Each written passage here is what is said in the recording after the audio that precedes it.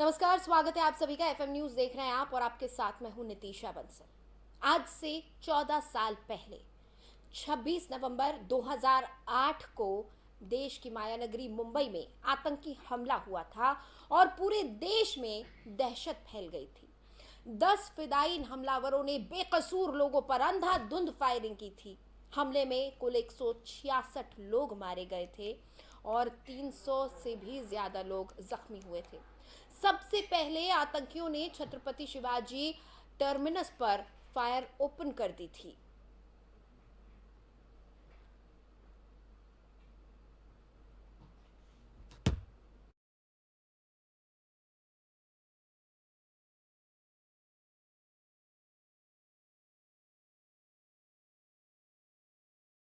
26 नवंबर 2008 इस तारीख को भारत कभी नहीं भूल सकता। 26 नवंबर 2022 को यानी आज देश इस आतंकी हमले की 14वीं बरसी मना रहा है, लेकिन इस दिन को याद करके देशवासी आज भी सिहर जाते हैं। अगर ये कहें कि ये आज़ाद भारत के इतिहास में सबसे बड़ा आतंकी हमला था तो गलत नहीं होगा। इस हमले में 18 सुरक्षा कर्मियों ने अपनी जान गंवाई थी और आतंकियों ने देश के सबसे सुरक्षित जगहों में से एक ताजमहल होटल को निशाना बनाकर हमारी सुरक्षा व्यवस्था के दावों को तार तार कर दिया था। यही वो दिन था जब सपनों की नगरी माया नगरी मुंबई में पाकिस्तान से आए 10 आतंकियों ने कदम रखा था। वो शाम भी हर रोज की तरह ही थी। हर कोई अपने धुन में मस्त था। बाजारों में चहल पहल थी, लोग खरीदारी कर रहे थे। मरीन ड्राइव पर लोग समंदर से आने वाली ठंडी ठंडी हवाओं का लुत्फ ले रहे थे। किसी को अंदाजा भी नहीं था कि इस समंदर के रास्ते मौत उनकी तरफ बढ़ रही है। जैसे जैसे रात की चादर छाने लगी, वैसे वैसे मुंबई की सड़कों पर मौत नाचने लगी। पाकिस्तान के कराची से सभी 10 आतंकी एक नाव के जरिए मुंबई के लिए निकले थे और 3 दिन पहले 23 नवंबर को ये लोग कराची से निकले और हिंदुस्तान की ही एक नाव को इन्होंने जरिया बनाया मुंबई तक पहुंचने का। उस नाव पर जो 4 लोग सवार थे, जो 4 हिंदुस्तानी सवार थे, उन चारों को इन्होंने मौत के घाट उतार दिया था।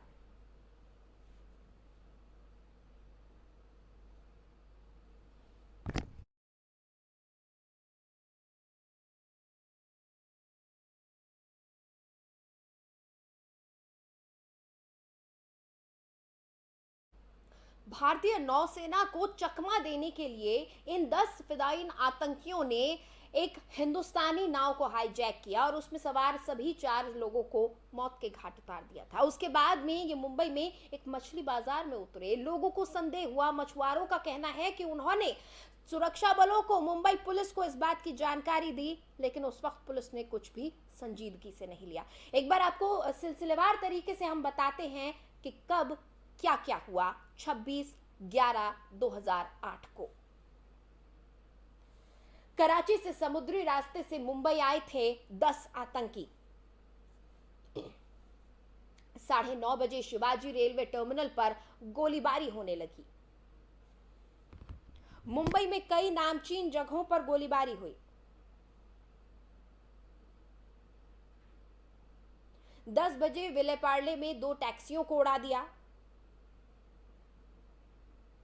कामा हॉस्पिटल, लियोपोल्ड कैफे, इन तमाम जगहों पर गोलीबारी की गई।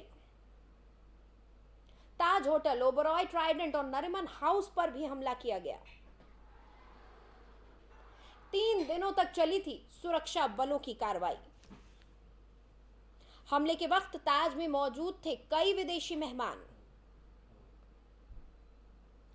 नरिमन हाउस में एनएसजी कमांडो भी शहीद हुए।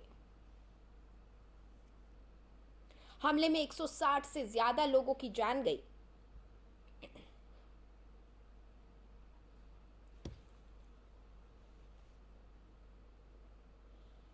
अब आपको बता दें कि किन चीजों में सुधार जरूरी है। पुलिसिंग को दुरुस्त करना होगा, एनसीटीसी और नेटग्रिड को सही करना होगा। पहली सूचना पर ध्यान नहीं देना, ये बहुत बड़ी कमजोरी है हमारी। कोऑर्डिनेशन की कमी अब भी नजर आती है। 2013 से 2015 के बीच 5 आतंकी हमले एक जैसे पैटर्न पर हुए थे।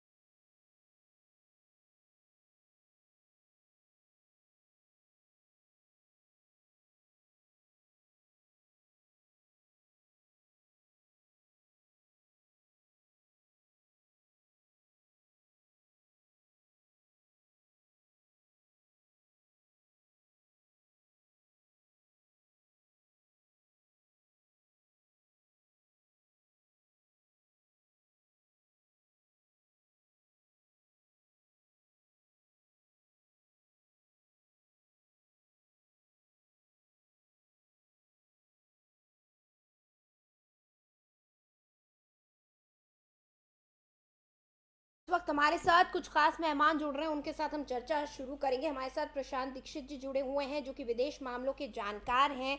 स्वागत है सर आपका एफएम न्यूज पर। नमस्कार।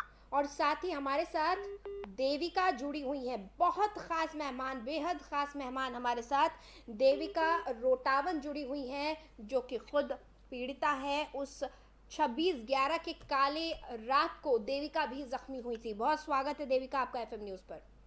Thank you ma'am. सबसे पहले देविका आपसे ही मैं जानना चाहूंगी, वो दिन आज से 14 साल पहले का वो दिन था, लेकिन उस वक्त आपकी उम्र महज 9 साल की थी और हमने उस 9 साल की बच्ची को भी देखा जो खुद जख्मी थी, जो बैसाखी के सहारे भी चली और उसके बाद आतंकियों को पहचाना भी। आज जब आप 14 साल बाद उस रात को याद करती हैं, क्या महसूस करती हैं? क्या कौन सी वो यादें हैं, वो कौन सी खौफनाक यादें हैं जो आपके जहन में आती हैं? मैम वो रातें तो मुझे हर दिन याद आती है। आज की ही रात 14 साल पहले मुझे गोली लगी थी। मेरी उम्र तब 9 साल 11 महीने की थी। मैं मेरे फैमिली के साथ, मेरे पापा, मेरे भाई और मैं, हम तीनों पुणे जाने वाले थे। बांद्रा से हम सीएसटी गए थे। पुणे में मेरे बड़े भाई रहते, उनको मिलने जाने वाले थे। जब स्टेशन पे गए हम तो 12 दिन में कटम के सामने बैठे थे। उतने में वहाँ अचानक से बम स्फोट हुआ, गोली फायरिंग होने लग जाती है। लोग भागने लगते हैं। हमें समझ में नहीं आ रहा था कि आखिर यहाँ हो क्या रहा है। किसी के हाथ से खून निकल रहा है, किसी के पैर से, किसी के सर से। मुझे समझने में तभी बहुत टाइम गया, पता नहीं चल रहा था मुझे। वहाँ से फिर मैं और मेरे पापा भागने की कोशिश करते हैं तो एक गोली आके मेरे पैर में लग जाती है और मेरे भाई अलग डायरेक्शन में भाग चुके रहते हैं। तो मुझे भी गोली लगती है। तभी मैं एक शख्स को देखती हूँ जिसके हाथ में बड़ी सी गन है और वो अंधाधुंध गोली फायरिंग कर रहा है। ऐसा लग रहा था कि हम लोगों को मार के उसे खुशी मिल रही है। मुझे पता नहीं चल रहा था कि आखिर हो क्या रहा है। एक शख्स है जिसके हाथ में गन है और वो अंधाधुंध गोली फायरिंग करते जा रहा है और उसी की गोली आके मेरे से मुझे लग जाती है, मेरे राइट पैर पे। मैं बेहोश हो जाती हूँ। वहाँ से मुझे सेंट जॉर्ज हॉस्पिटल लेके जाते हैं। सेंट जॉर्ज में डॉक्टर ऐसे ही ऑपरेशन कर रहे थे, किसी को बेहोश नहीं कर रहे थे। तो वो देख के मैं और डर गई, घबरा गई। फिर वहाँ मेरा ऑपरेशन हुआ। वहाँ से मुझे जेजे हॉस्पिटल शिफ्ट किए। जेजे हॉस्पिटल में मैं करीबन 1.5 महीना एडमिट रही। मेरा पैर का 6 ऑपरेशन किया गया। पैर से गोली निकाली गई, पैर की हड्डी टूट चुकी थी। ठीक है, ठीक है। जाहिर तौर पर एक 9 साल की बच्ची के लिए बहुत बड़ा सदमा था, लेकिन देविका आपकी हिम्मत की हम दाद देंगे कि उस बड़ी सी बंदूकधारी आतंकी को देखकर आपने एक बार फिर उसका सामना करने की हिम्मत जुटाई और जाकर उसकी पहचान भी की थी आपने। जी मैम। प्रशांत हमें कोर्ट बुलाए गए थे 10 जून को। मैं 10 जून को जाके कोर्ट में आइडेंटिफाई की थी। पापा ने दोनों आतंकवादी को देखा था और मैंने कसाब को देखी थी। ठीक है। प्रशांत सर हमारे साथ जुड़े हुए हैं। प्रशांत सर, जिस तरह से घटना आज से 14 साल पहले हुई थी, उसके बाद ये मानते हैं हम कि काफ़ी सारे बदलाव किए गए थे, काफ़ी चेंजेस आए हैं, लेकिन इसके बावजूद क्या आपको लगता है कि अब भी हमारी सुरक्षा व्यवस्था में या फिर हमारी नीतियों में कहीं कुछ कमी है अब भी? सुरक्षा व्यवस्था में तो क्रांतिकारी बदलाव आए हैं, हम सब कह सकते हैं। हाँ। लेकिन जहां हम सफल नहीं हुए हैं उसका जिक्र करना मैं बहुत उचित समझता हूँ। पाकिस्तान में हाफिज सईद और लखवी अभी भी एकदम खुले घूम रहे हैं। बीच बीच में उनकी सरकारें उनको थोड़ी देर के लिए किसी जेल में डाल देती है दिखावे के लिए। ISI ने जो एक काम करवाया था लश्कर तोयबा के द्वारा, वो अभी तक सारे संसार में पहचानने की कोई कोशिश नहीं की जा रही है। और सबसे बड़े दुख की बात यह है कि FATF का जो अभियान चल रहा था पाकिस्तान को टेरर स्टेट डिक्लेयर करने का, अब पाकिस्तान को इसी संस्था ने क्लियरेंस दे दी है, जबकि 1992 के करता धरता दाऊद इब्राहिम को हम अभी पकड़ नहीं पाए हैं।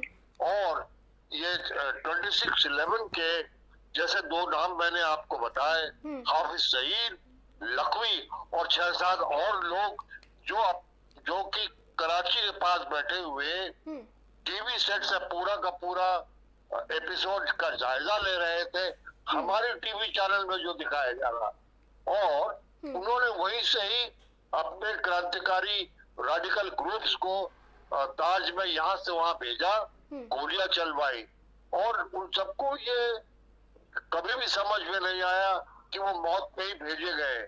एक ही संसार का एक ही ऐसा देश है जो ऐसी नीति अपने फॉरेन पॉलिसी का हिस्सा रख के बनाता है, और इसके बावजूद पाकिस्तान में कोई बदलाव नहीं हुआ।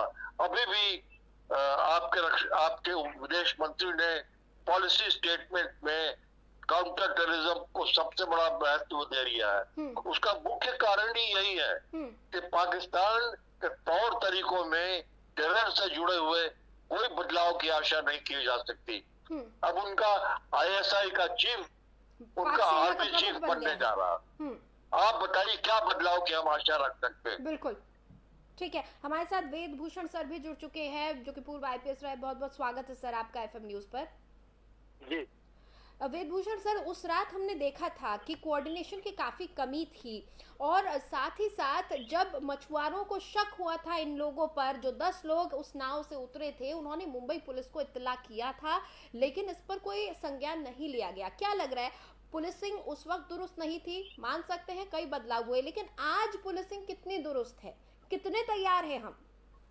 देखिए, पहले ये अनप्रेसिडेंटेड था, पहली बार इस तरह का अटैक ऑर्गेनाइज किया गया था पाकिस्तान के द्वारा, क्योंकि उनका एक नया प्रयोग था। उन्होंने बिल्कुल नए सिरे से, नई एक इंटेलिजेंस के तरह से ये काम किया, और वो एक हद तक कामयाब भी हुए। उसमें हमारे बहुत सारे पुलिस ऑफिसर्स को अपनी शहादत देनी पड़ी, अपनी जान की कुर्बानी देनी पड़ी, परंतु कसाब पकड़ा गया, तमाम चीजें हुई, तमाम चीजें सामने आई। परंतु ये जरूर ये याद दिलाता है कि ये हमारे जो कुर्बानी है वो बेकार नहीं गई है। आज जो हमारी तमाम इंटेलिजेंस एजेंसीज हैं, चाहे वो कोस्टल गार्ड्स हैं, चाहे आर्मी है, चाहे एयरफोर्स है, तमाम इस तरह की चीजों पर निगरानी रखती है कि कहीं दोबारा इस तरह की भूल ना हो जाए। और पाकिस्तान को इसकी बड़ी कीमत चुकानी पड़ी, क्योंकि उसके बाद जिस तरह से इंडिया ने उनको एक जवाब दिया, उनके एरिया में जाकर उनके खिलाफ एक्शन लिया, उनको धोखा पकड़ के एक तरह से कहना चाहिए, तो अपने आप में एक बहुत बड़ी बात है, एक बहुत बड़ी चुनौती थी। पुलिस ने और इस देश ने उस चुनौती का सामना किया, और हर चीज का मुंह तोड़ जवाब दिया गया। 26/11 हिंदुस्तान के इतिहास के लिए और पूरा पुलिस डिपार्टमेंट के लिए, हमारी तमाम फोर्सेस के लिए एक ऐसा दिन है जिस दिन तमाम जो हमारे जो शहादत है वो को लोग याद करते हैं। आज पूरे हिंदुस्तान के अंदर पुलिस फोर्सेस हैं, चाहे हमारा गृह मंत्रालय, वो 26/11 के जो शहीद हैं उनको नमन कर रहा है, और हम लोग भी नमन कर रहे हैं। और आज इसलिए इस तरह की डिबेट हम लोग कर रहे हैं कि इस तरह का हादसा दोबारा ना हो, और जो हमारे शहीदों की कुर्बानी है वो कहीं बेकार ना जाए। इसलिए ये बहुत जरूरी है कि इस तरह के हम लोग जो आज पूरे इंडिया में, दिल्ली में, मुंबई में जो प्रोग्राम ऑर्गेनाइज किए जा रहे हैं वो कहीं ना कहीं बताते हैं कि हमारा जो सिस्टम है दुरुस्त है और आने वाले टाइम में इस तरह की चीजों का भरपूर जवाब दिया जाएगा। गार्ड्स के हब भी बनाए जा रहे हैं, बेहतर की जा रही है तमाम व्यवस्थाएं। लेकिन हमारे विदेश मंत्री ने भी एक वीडियो ट्वीट किया है, उन्होंने अपना बयान जारी किया और उनका भी कहना है कि 14 साल पहले के ये जो गुनहगार हैं इन सबको अभी तक सजा नहीं मिल पाई है। देविका, उस रात जब आप अस्पताल पहुंची, बल्कि मैं कहूंगी एक 9 साल की मासूम बच्ची जब अस्पताल पहुंची, वहां पर बहुत सारे और लोग भी होंगे, क्या ठीक होने के बाद आप उन लोगों के टच में रही, आपकी किसी से बात हो पाई? जी मैम, काफी लोगों से पहले टच में थी, बट अभी किसी से टच में नहीं हुई इतने कि कहीं लोगों ने कम कर दिया ये सब चीजों पे बात करना। मोस्टली लोग ऐसे भी हो गए कि चीजों को भूलना चाहते हैं बट कभी नहीं भी भूल पाते। तो नहीं, मेरे कांटेक्ट में तो अभी कोई नहीं है मैम। देविका, जो उस वक्त स्थिति थी जो आज है, जिस तरह से कसाब को फांसी दी गई, क्या आप संतुष्ट हैं या आपको लगता है हमारे देश में अब भी बदलाव की जरूरत है ताकि कोई और 9 साल की बच्ची को गोली ना खानी पड़े? बदलाव की जरूरत तो है मैम कि कसाब को फांसी हुई, खुशी हुई मुझे, उससे बहुत खुश हूँ।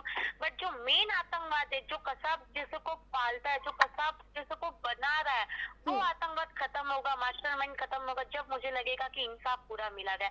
तभी पूरा इंसाफ हम लोगों को, जो शहीद हुए ऑफिसर, जो लोग मारे गए, उन लोगों को भी तभी सच्ची दिल से श्रद्धांजलि मिलेगी मैम।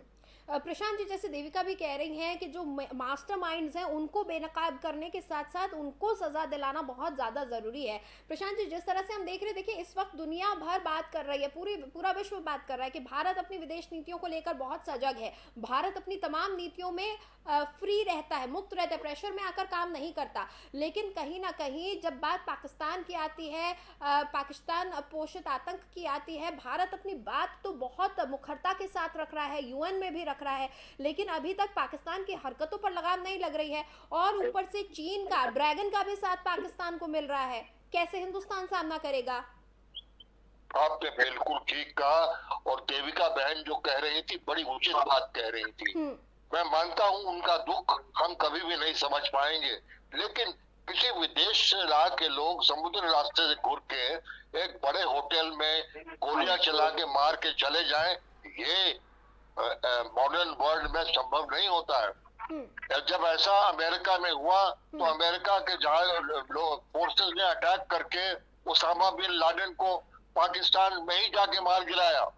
और ऐसे कई हादसे पहले भी हैं जब इजराइल के आर्म फोर्सेस ने एंटेबे में जाके उनके एयरफील्ड में मार गिराया। हमारा जो तौर तरीका, हमारी सोच और देशों से हटके है। हम किसी बात को इतना कभी नहीं बढ़ाना चाहते कि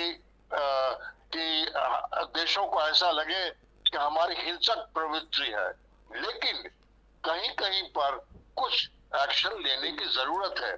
जैसे कि जब 40 हमारे सीआरपीएफ के जवान मारे गए तो भारत सरकार ने बालाकोट पे अटैक करवाया, इंडियन एयरफोर्स ने जाके उनके टेररिस्ट ऑर्गेनाइजेशन लश्कर तोयबा के ऑर्गेनाइजेशन को जैसा कि सुनने में आया है नेस्तनाबूद कर दिया, 300 लोग मारे गए। ये दूसरी बात है कि पाकिस्तान ने खुलेआम कभी भी स्वीकार नहीं किया कि उसके किसी टारगेट पे अटैक हुआ, और उसके बाद की कहानी हम सबको पता है। लेकिन हम जब तक ये सांसारिक व्यवस्था का प्रेशर नहीं रहेगा, पाकिस्तान के तौर तरीकों में मुझे कोई बदलाव नहीं दिखता। रेडिकल ग्रुप्स वहां पर भी खुलेआम घूम रहे हैं, उनके अगेंस्ट पाकिस्तानी सोसाइटी में दबी जबान से बात होती है। वहाँ की यानी हमने बेनकाब तो कर दिया है, पाकिस्तान का चेहरा दुनिया के सामने तो आ गया है, लेकिन पाकिस्तान की हरकतों पर लगाम लगाने के लिए रोक लगनी चाहिए। बिल्कुल इसके लिए और काम करने की जरूरत है। हमारे साथ मोहम्मद तौफीक शेख जुड़े हुए हैं, जो कि सीएसटी के बाहर चाय की दुकान लगाते हैं। उस दिन ये भी वहाँ मौजूद थे और इन्होंने अपनी आंखों के सामने उन 100 लोगों को जख्मी होते और मरते हुए देखा था। बहुत बहुत स्वागत है आपका FM न्यूज पर। हाँ, नमस्ते मैडम।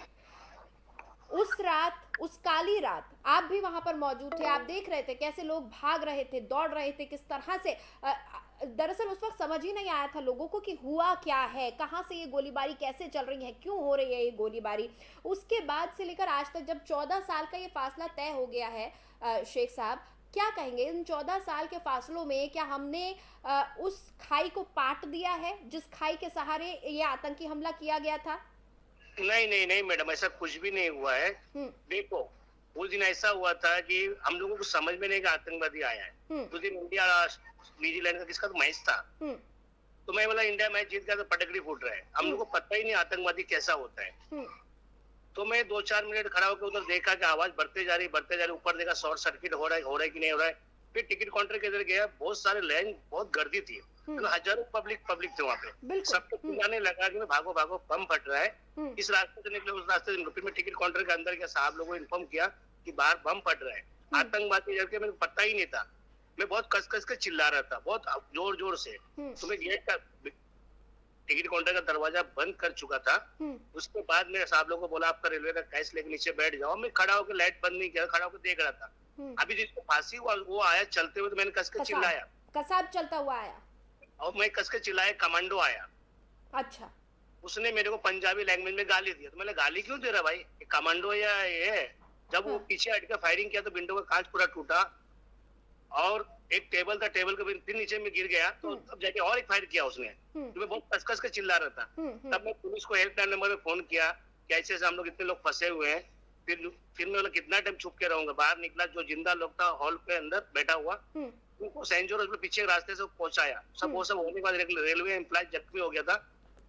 CST से व्हीकल 8 किलोमीटर दूर है, वहां से टैक्सी पकड़ा, उनको टैक्सी में डाला, वहां जाकर रेलवे हॉस्पिटल में एडमिट करके आया। बाद में अंदर आने के बाद ऑफिसर लोग ने मेरे को कपड़ा उपड़ा दिया, चेंज किया, मुंह हाथ मिलाया, चाय पाव दिया, टाइक्लोजिन गोली दिया। सुबह जाके मैं दुकान खोला, सुबह आके मीडिया पूछ रहा था तौफीक को ने, छोटू को ने, मेरे को नहीं मालूम। फिर मैं एक दिन प्यारो साहब ने मेरे को बुलाया कि बेटा आज अच्छा काम किया। मैंने साहब हम लोग गरीब लोग हैं, चाय का दुकान है, छोटा मोटा नौकरी वोकरी दे दो या कुछ स्टॉल दे दो, लाइफ सेट हो जाएगा। उन्होंने बोला मैं GM मैडम ने आपका फाइल पुटअप किया दिल्ली से क्या रिजल्ट आता है। फिर कुछ दिन के बाद DRM साहब ने बुलाया, अपनी तरफ से 5,000 रुपए दिया। लेकिन मैडम मेरा कहने का मतलब ये है, कसाब को अंडा सेल बनाओ, ये बनाओ, वो बनाओ, करोड़ रुपए खर्चा करता है। एक सुरक्षा के पीछे खर्चा करे, एक गरीब इंसान के पीछे खर्चा करे तो ठीक है। इतना टाइम नहीं लेना चाहिए, 2 से 3 महीने में इंक्वायरी खत्म करना चाहिए, फटक से फांसी देना चाहिए। आने वाला वेदभूषण सर से हम इस पर सवाल ले लेते हैं। वेदभूषण सर, वही बात आज भी जो उस रात के जो सर्वाइवर्स हैं वो वही बात आज भी कह रहे हैं कि प्रणाली में चेंज होना चाहिए। जो सबसे बड़ी बात शेख की बातों में निकल कर सामने आई वो ये कह रहे हैं कि हमें समझ ही नहीं आया था, क्योंकि हम तो जानते ही नहीं आतंकी कैसा होता है, बल्कि कसाब को देखकर उन्होंने सोचा कि कोई कमांडो आया है और अब एक्शन लिया जाएगा। तो आप मानेंगे अभी भी अवेयरनेस की तो आज भी कमी है, क्योंकि आम लोगों के बीच कब कौन आतंकी घूम रहा है, कब कौन स्लीपर सेल घूम रहा है, इसके बारे में लोगों को नहीं पता होगा।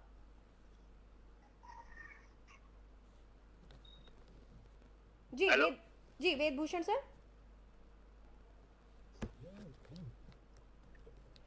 सर तक आवाज हमारी नहीं जा रही है। बहरहाल प्रशांत सर, जिस तरह से हम देख रहे हैं कि कोऑर्डिनेशन की कमी की बात सामने आ रही है, कि लोगों को दिक्कत हो रही थी, लोग समझ नहीं पा रहे थे, और सबसे बड़ी बात तो जो यहाँ पर निकलकर सामने आई कि हमारा जो ट्रायल पीरियड है इसको हमें फास्ट ट्रैक करना चाहिए, और ट्रायल पीरियड को कम करने की बात सिर्फ इसी मामले में नहीं आती, तमाम और आपराधिक मामलों में हम यही देखते हैं कि ट्रायल में बहुत वक्त और पैसा ज़ाया होता है।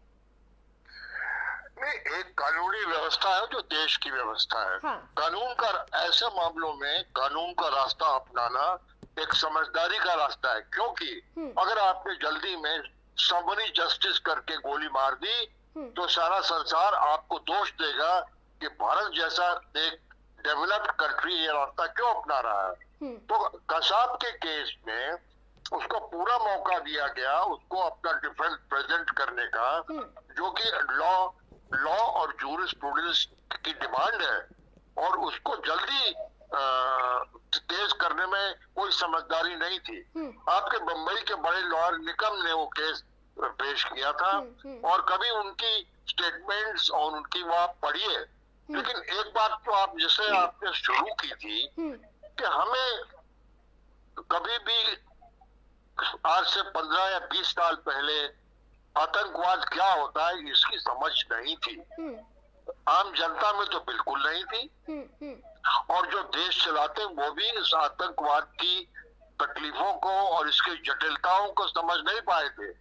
और बम्बई में समुद्र के रास्ते से घुस के पर जो स्ट्राइक किया गया वो एक बिल्कुल नॉवल चीज थी। अब तो खास करके एक मरीन पुलिस है जो नेवी पुलिस और कोस्ट गार्ड्स के साथ संपर्क रखती है, और अब आप सब जानते हो कि नेशनल सिक्योरिटी गार्ड का एक जत्था मुंबई में एस्टैब्लिश कर दिया गया है, क्योंकि उस जत्थे को ले जाने में 2 दिन का वक्त बीत गया। हाँ, वो और बहुत बड़ी हमारी कमजोरी साबित हुआ था इस पूरे मामले में। उसका मुख्य कारण ये था कि भारतवर्ष में जो लीडरशिप थी वो आतंकवाद को पूरी तरह से समझने का प्रयत्न नहीं कर रही थी।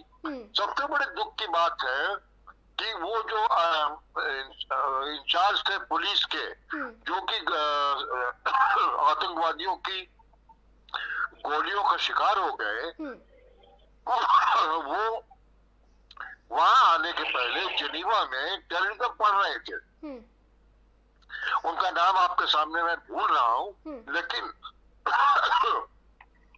मुद्दा ये है कि एक टेररिज्म को समझने की बड़ी आवश्यकता है, अभी भी है, अभी भी कोई बदलाव नहीं है। हमेशा ये कहा जाता है कि देखिए अपराधी कानून के जो लूप होल्स हैं उनका फायदा उठाते हैं और जांच एजेंसियों से एक कदम आगे चलते हैं। हालांकि जांच एजेंसियां हमारे देश की इतनी सक्षम हैं कि उन्हें पकड़ सकती हैं, उनको उनके किए की सजा दे सकती हैं, लेकिन सवाल यही उठता है कि वो जो एक कदम आगे चलने की सोचते हैं उनसे आगे हम कैसे बढ़ें, कैसे अपने देश को सुरक्षित रखें।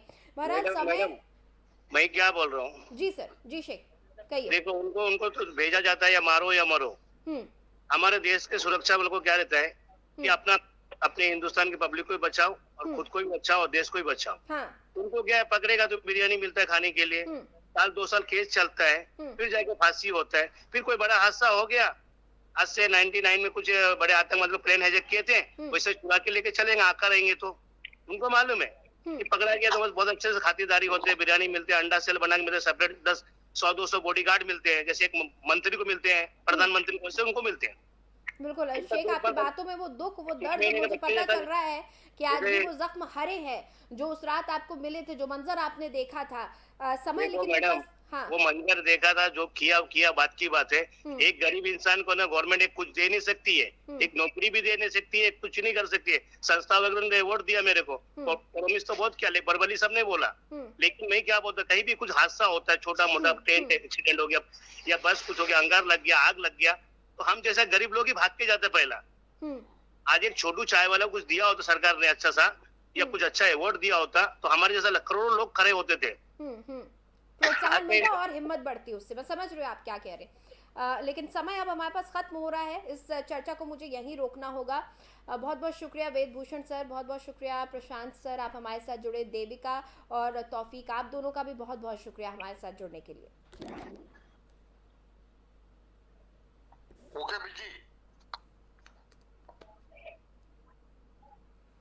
तो 26/11/2008 की वो काली रात जब कराची पाकिस्तान से आए 10 फिदायीन आतंकियों ने मुंबई को 60 घंटे तक बंधक बनाकर रखा था, और पल पल की तस्वीर देश ही नहीं दुनिया भर के लोग अपने टेलीविजन स्क्रीन्स पर देख रहे थे। सबकी नज़रें गड़ी हुई थी देखने के लिए कि अब क्या होता है। एक के बाद एक कई वीआईपी जगहों को निशाना बनाया गया था, बहुत सोच समझ के इस पूरी साजिश को अंजाम दिया गया था। लेकिन बात वहीं आ जाती है कि आज 14 साल बाद क्या हम उस खाई को पाट पाए हैं, जो खाई हमारे और हमारी सुरक्षा के बीच थी, जिसका फायदा उठाकर ये आतंकी हमारे देश में दाखिल हुए थे। 300 से ज्यादा लोगों को जख्मी किया था, 100 से ज्यादा 150 से ज्यादा लोगों को, करीब 166 लोगों को मौत के घाट उतार दिया था, जिनमें से 18 सुरक्षा कर्मी भी थे जो शहीद हुए थे। क्या हम उस खाई को पाट पाए हैं? क्या हम अपनी कमियों से उबर पाए हैं जिसके चलते इतना बड़ा हादसा